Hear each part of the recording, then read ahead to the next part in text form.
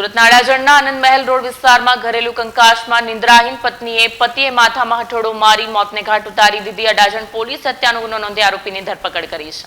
અડાજણના આનંદ મહેલ road સ્થિત સન રેસિડેન્સીમાં ભાડેથી રહેતા નિવૃત્ત સિવિલ એન્જિનિયર દિનેશ પરસોત્તમ પટેલ આજે બપોરના 2 થી 4 વાગ્યાના અરસામાં નિંદ્રાધીન પત્ની તૃપ્તિ દિનેશ પટેલને માથામાં હથોડાનો ઘા ઝીકી મોતને ઘાટ ઉતારી હતી. ત્યારબાદ વૃદ્ધ દિનેશે ખાનગીમાં નોકરી કરતા મોટા પુત્ર કૃણાલને ફોન કરી મેં મારું કામ કરી નાખ્યું છે તેવું કહ્યું. જો કે પુત્ર કયું કામ એવું પૂછતા દિનેશે મેં તારી માને મારી નાખી છે એમ કહીને ફોન કટ કરી નાખ્યો, જેથી કૃણાલ તરત જ ઘરે દોડી આવ્યો. જો કે ઘરને તાળું હોવાથી તેને નાના ભાઈ વિદિતને ફોન કરતા તે પણ દોડી આવ્યો.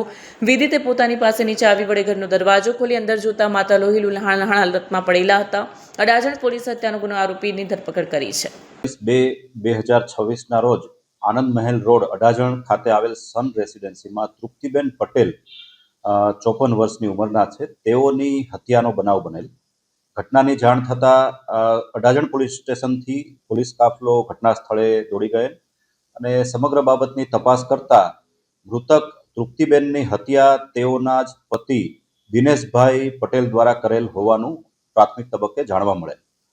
દીપકભાઈને એરેસ્ટ કરી તેની પૂછપરછ કરતા ઘરકંકાસમાં અને પોતે રિટાયર્ડ હોય, પોતે 64 થી 65 વર્ષની ઉંમરના હોય અને હાલમાં કોઈ દેખીતો કામ ધંધો ન હોય, ઘરના સભ્યો દ્વારા અને ખાસ કરીને મૃતક એટલે કે દીપકભાઈના પત્ની દ્વારા તેમને માન સન્માન ન અપાતા હોવાની બાબત તેઓના મનમાં ખટકતી અને આ જ બાબતથી તેમણે હથોડીના ઘા મારી અને પોતાની પત્નીની હત્યા નિપજાવવાની ઘટના બનવા પામેલ છે.